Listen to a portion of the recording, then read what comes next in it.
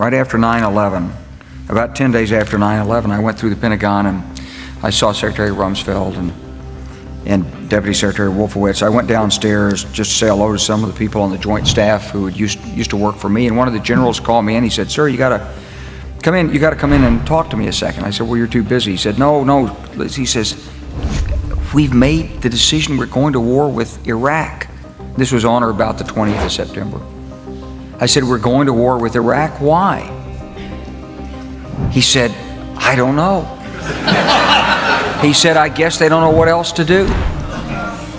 So I said, "Well, did they find some information connecting Saddam to Al-Qaeda?" He said, No. He says, "There's nothing new that way. They just made the decision to go to war with Iraq." He said, "I guess it's like we don't know what to do about terrorists, but we've got a good military and we can take down governments." And he said, "I guess if the only tool you have is a hammer, every problem has to look like a nail." So I came back to see him a few weeks later, and by that time we were bombing in Afghanistan. I said, "Are we still going to war with Iraq?" And he said, "Oh, it's worse than that."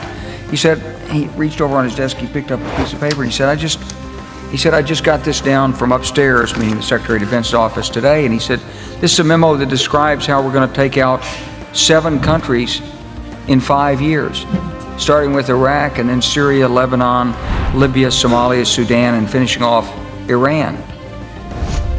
I said, "Is it classified?" He said, "Yes, sir." I said, "Well, don't show it to me." And I saw him a year or so ago, and I said, "You remember that?" He said, "Sir, I didn't show you that memo. I didn't show it to you."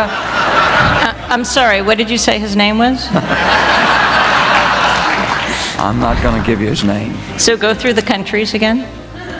Well, starting with Iraq, then Syria and Lebanon, then Libya, then Somalia and Sudan, and then back to Iran. If you were Iran, you'd probably believe that you were mostly already at war with the United States anyway, since we've asserted that their government needs regime change. So it's not surprising that we're moving to a point of confrontation and crisis with Iran.